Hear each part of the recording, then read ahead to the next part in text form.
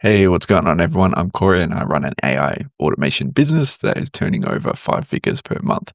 So, today, what I want to do is I want to expose the secrets of building a scalable backend with AI. And I'm going to give you the roadmap to achieve this. So, without further ado, let's jump into it. So, just like this fabulous picture here of the robot, we're going to build a backend roadmap for your business. This will comprise of 4 phases, and it's fairly simple, fairly straightforward to get it all implemented and sorted out, but it just requires a lot of planning. A lot of issues that business owners have is they just go and they implement these AI without a clear direction, clear plan. And that's what we're trying to avoid today. So we want to jump in and make sure that everything's laid out. It's all planned. And the moment you put it in, you start getting a return on investment in the thousands. So the first phase that needs to be fixed is the foundation. A lot of owners, they're sort of building, they're building their house on well, that's a bad house, on a foundation that's sort of cracked. So what they do is they add AI, which might be a huge weight, down onto this house. And then what happens is it just makes the cracks bigger. It just highlights even more of what's not working. And this can be such things as manual follow ups, forgotten leads, constant patchwork. So the owner, rather than spending their time and implementing this AI, and then the owner gets to run off and do the more important things, instead he's there with a trout trying to patch these cracks. And he's trying to fix it. So he might put it in and then he might get emails from staff. Oh, why is this breaking? Why do we send out an email to the wrong person? Why are we following up this guy? I thought we had an email system. So there's a lot of issues that can happen doing it on a rocky foundation. Same with bottlenecks. You might have maybe doing the interviews. So you might have um, like your lead gen here, like a leads coming in, and you might have let's do like customer service and then staff questions. And then maybe you've just got one person here that manages it all. So what you're doing is you use AI, and this is timesing by 2, customer service. Maybe we're doing another times by 2, times by 2. And now all of a sudden you have created this bottleneck because you thought we could add AI to double our leads, which sounds great. Fabulous. That's exactly what we want. We want to put AI in place and we want to take thousands. And what we're doing now, if we're making 10 grand a month, if we put AI in place, then we'll make 20, right? It's only logical. Or our response time is 5 minutes. I'm going to bring it down to 1 minute. That's great. That means we can reply to five times more people in that 5 minutes. So we reply and we send all these replies to the customers, and then we get 5 replies back. And now there's one person who was managing the customer experience is now all of a sudden inundated with all these queries coming in. This is sort of a very important aspect when implementing the AI, that you make sure when you do it, you're not causing bottlenecks. Because a lot of cases, bottlenecks is what AI causes if it's not planned properly. You also want to ask yourself what tasks are always late, broken, or manually done. If you're late on every task and then you add AI to it to try to speed it up, and it makes it even later, what if you put AI in and then this foundation starts cracking, and what did maybe on the rocky one it took 2 weeks, and now it's taken 4 because you have to come in, patch this, and then send it to them. So really the name of the game for this phase is prepping the systems for reliability. This can include naming standards, creating SOPs for staff members, tag hygiene. SOP standards may be if an increase of volume happens, do this. So you most likely have SOPs for your activities. So do this, and this is the result, and do this. But what happens when they're inundated with work? What happens when they have too much for the staff? What happens if you amplify everything and then you amplify problems? What's the SOPs for those? How are the staff going to handle that? And these are sort of the questions that you need to focus on when you're fixing that foundation. Once you've done all that, we can move to phase 2, which is amplifying. Let's go red for this. So you only want to add what has ROI. And I see this all the time. I see business owners, they put AI in to solve an issue that they think, but they have maybe, let's go 0.1 here and 0.2 here. And maybe this one has a 3 ROI. That's a 7. I wouldn't get 7, that's right. And then maybe this one has 3 ROI. But this one visually looks a lot worse. So maybe this one is got to do with cold emails. And then this one has got to do with the customer experience, so staffing stuff. Maybe it's a higher quantity. So they look at it and they're like, this is a higher quantity. This AI is going to solve this. And we're going to, obviously, because if it solves 5 problems rather than 1 problem, you're going to use AI to solve the 5 problems, right? This is where it's wrong. You only want to focus on what has the greatest ROI if you're implementing AI, unless you're sort of a large corporation and you're doing multiple implementations at the same time. So in that case, why not, if P1 has an ROI, a return on investment, of 7 times, why would you not use an automation to make that 14? Where this one will go to 6, and now the gap isn't 4, the gap is 8. Maybe we include another one. Maybe we have cold email systems. Maybe we then triple the amount of cold emails we send. Now we're on 28. Now we're on 12. You see where we're going with this? We're doubling every time when we're doing an implementation. This is incredibly, incredibly important. So businesses will try to implement something that's a quantity-wise rather than actually looking at the ROI. And they need to prioritize this high-leverage task. And this sort of ties in with this. They need to focus on the revenue per workflow. You need to say, when I implement this workflow, how much money do I make? How much time do I save? Okay, if I save time, how much money does that time save? So you can go in terms of staffing. This frees up 10 hours, which at $50 an hour is worth $500. So there's $500 a week saved there. So you can even quantify the hours spent. You also want to include feedback loops. You want to make sure that this is staying at this figure. If it starts falling to 26, okay, there's something wrong. Like, what's happening with this? And these feedback loops and this, how you know whether it's working or failing, is a very good metric. So a way you can do this is implementing a ROI metrics value. So you can either do a bubble, which these would sort of be bubbles. You can see them sort of getting smaller. Or you can do a axis where this is effort, this is impact. And you sort of want to go up like this. But what AI does is really, it allows you to go like this. So we want to focus on these activities right here.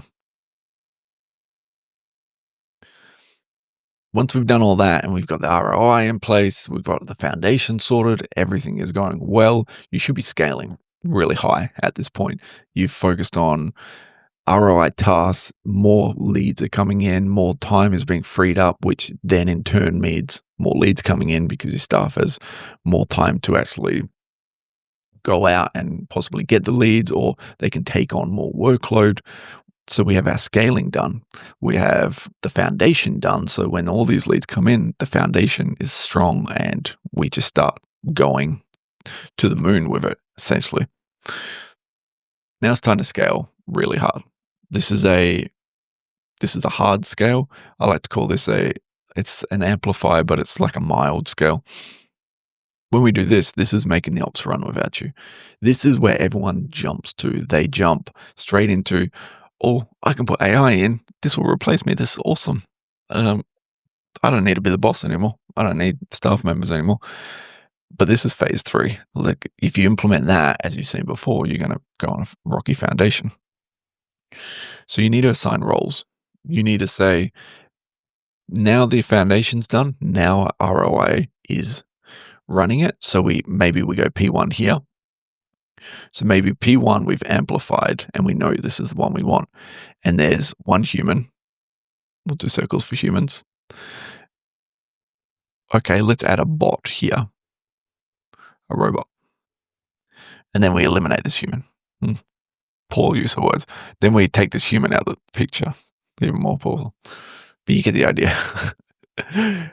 So now we can sort of assign the roles. Okay, you are setting up the inboxes, possibly. Okay, we don't need that. We can get an AI to set that up, so we can take them out as well. And you start assigning and going through. Okay, this person can do this, but I think AI can do this. Run the ROI calculation. Okay, yes, definitely. If I get the bot to go in there, maybe the bot doing this one frees this person to go to P2, and then we start amplifying this section that we spoke about here. And that way we start amplifying this on autopilot, and then this starts going up as well. And then what we need to do after that is just add the reporting and alerts. So a huge amount of people, clients, will implement the AI, and there's no alerts. And then when I go back about 14 days post customer care, we usually have, and say, how's everything going? They say, I don't know. Which is amazing. It blows my mind. They should be reporting and sort of seeing the impact on their side. We have reports, obviously, when it like pings or something goes off or something goes wrong. Or we'll set up these automation end of day Slack messages for the clients, but then they're not looking at it. So you need to ensure that this is running at a consistent upward spiral. It should be really going like this, but so we should be going like this, and then it'll start pivoting down when we start hitting our leads. But a lot of people aren't doing it. They're sort of implementing it here, and they're not watching and tracking.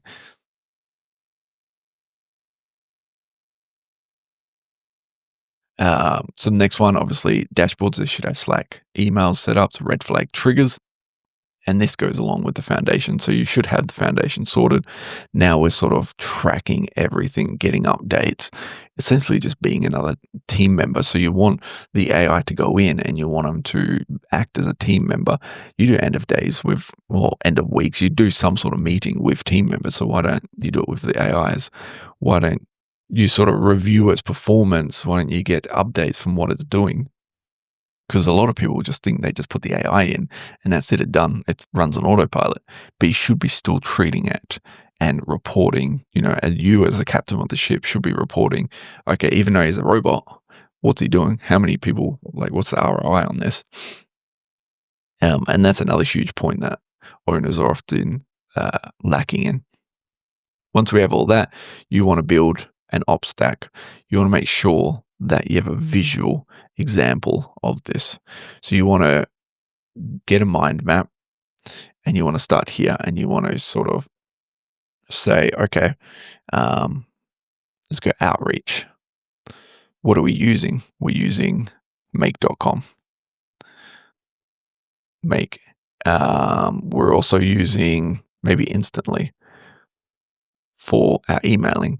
We have a lead enrichment, maybe any mail finder. Maybe we're using LinkedIn or Phantom Buster. And you want to make a visual there, so you can sort of see what this is your tech stack, and this is the outreach in your stack. And then obviously you weekly review it. Is this working? Possibly rather than using Phantom Buster, it might be better using this platform, and then you can sort of eliminate that and then relink it there, and you're sort of reviewing it based on price, based on functionalities and stuff. And then phase 4, which is the weaponizing stage. Let's go new color this. Let's go light. Now we've done blue. Purple. Once we have all that in place, if you really think about it, if we've made it this far, we've scaled, we've implemented, we've fixed all the cracks. Like, what else is there? Well, client experience is the last thing. It should be in your mind throughout the whole process, but this is where you really want to amplify just the client experience. We have an ROI happening. You have all these people coming in. You have all these leads and all this time freed up. What's next to do? Customer experience. We start holding the leads. We start really fine tuning, so ensuring that the leads are coming in. And we do this through AI layers. So we have possibly like an AI here, which is getting our leads. What we need to do is we need to add more AI layers, which go into more AI layers.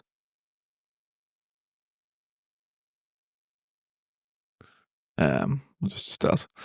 And what this may look like, for example, Zapier calls auto-written reports. So possibly, maybe this one is outreach. Let's go outreach again. And then maybe this one replies.